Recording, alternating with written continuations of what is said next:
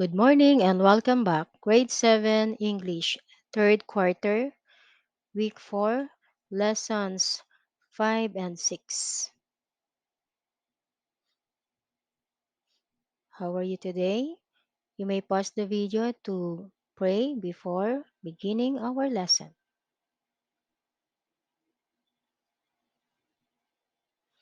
I hope everyone is okay and excited to learn.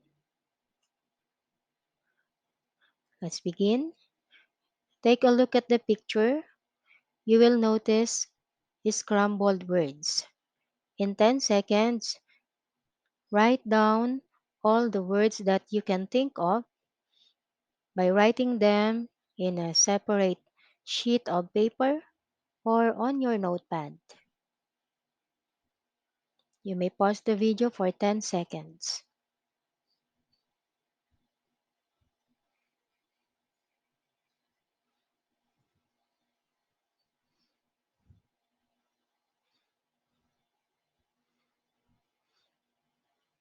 If these are your answers, you are correct. Let's read them. Understanding, assertion, text, evidence, citing. Our topic is how to cite an evidence or evidences in answering a question from a text material. Let's look at the calm down strategy. C means to comprehend the text and question. A. Answer based on your own understanding. Look for evidence and make explanations. Unawain ang binasa base sa iyong pagkaunawa at maglagay ng mga katibayan batay sa iyong naging kasagutan at bigyan ito ng paliwanag o mga paliwanag.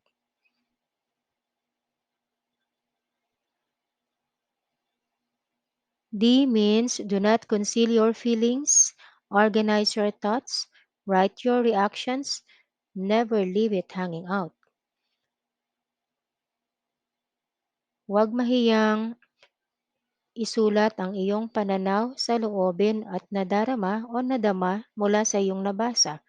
Ikaw ba ay nagulat, natuwa, nalungkot?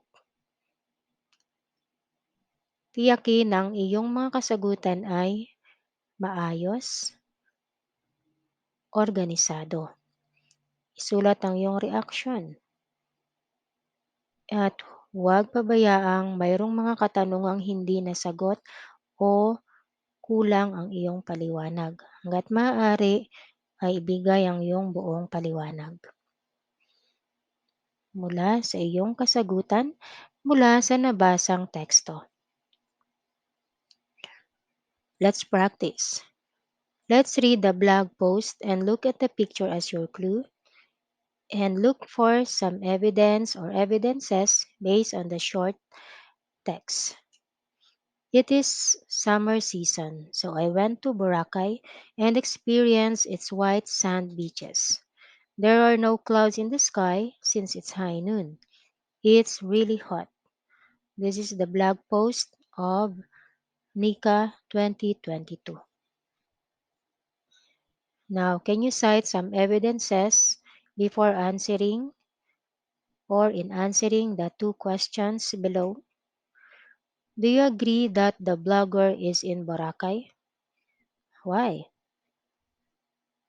Cite some evidences. Next, did the blogger go there on a summer season? Can you prove your answer? You may write your answer on a notepad or on a separate sheet of paper. You may pause the video if you need more time.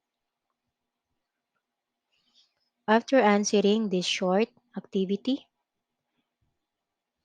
kindly read the story of the parable of the rainbow colors and go back to your activity sheets to answer the questions by using the calm down strategy.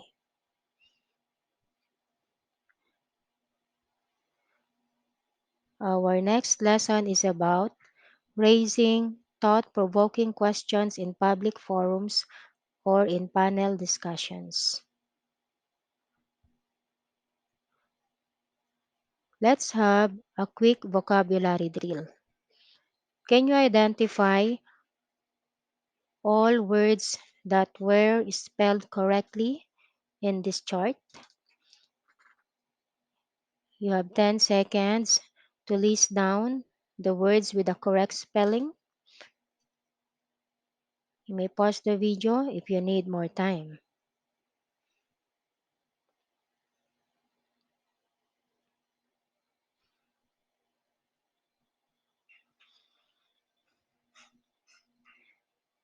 If these are your answers, you are correct. We have the words thought, provoking, questions.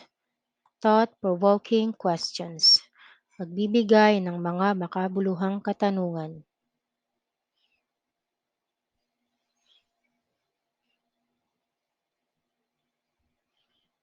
There are different kinds of thought-provoking questions. 1. Compare and contrast. Questions about similarities and differences between ideas. Inaalam mo ang mga pagkakaiba batay sa pananaw at kaalaman ng iyong kausap. Example, what are the differences between traditional media and social media? Second, interpretive to evaluative. Questions about intention or goals of the author, creator, character, etc. Inaalam mo ang layunin ng sumulat o ng iyong kausap. Example, what is the purpose of the author in writing the story?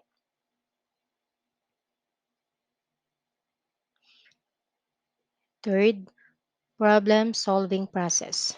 Questions that make the other person assess, diagnose, and think of a possible action. Inaalam mo kung ano ang magagawa ng iyong kausap batay sa suliraning nakapaloob sa nabasang teksto. Example, what is the issue or the current problem that was mentioned in the article?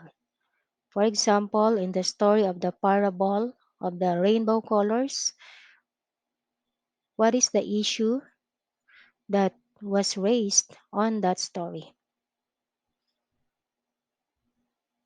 Next, conceptual changes. Questions based on self-reflection. It encouraged to express opinion about the subject of the question. Naalam mo ang pananaw ng iyong kausap at hinihikayat na sila ay magbigay ng kanilang opinyon. Example, why should we continue to wear mask? 4. Personal exploration questions. These are based on one's personal idea or to encourage personal connection with the subject of the question. Inaalam mo rin ang sariling ideya o pananaw ng iyong kausap batay sa paksa. Halimbawa, how important is a flower to you?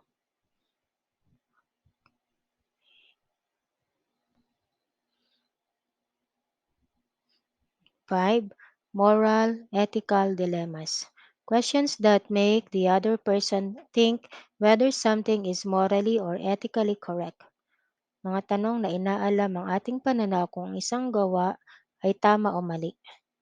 Sample, is it okay to let another person answer the quizzes for you? Why or why not?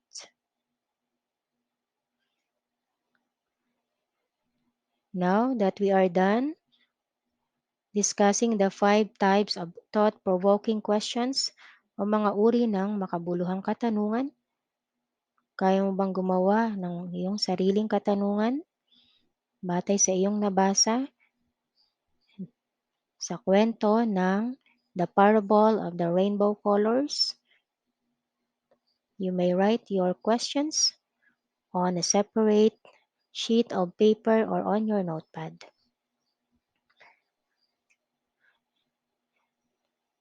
Now, can you identify the kind of thought-provoking question used in each number? You can find these questions on the activity sheets provided. 1. What is the purpose of writing fake news on Facebook? 2. What would you do if someone openly criticized you on Facebook? 3. What is the difference between constructive criticism and bullying on Facebook? 4. Is it ethical to express and pour out your anger over someone on Facebook where everyone can read them? And 5. How can we be responsible and wise social media users? You may use a dictionary to look for the meanings of unfamiliar words. Next learning task, kindly look at column A and column B. How would you answer the following questions? Take time to read the beginning of each questions from column A. What do you think matches the first question? Which of the choices from column B makes sense? To complete each questions in each number. Take time to think. You may answer these on the activity sheets provided. Now, after answering all of the activity sheets, you may go and look for the provided written works number 4 to answer the quiz. You can do it. You may ask your subject teacher for any questions. Good job.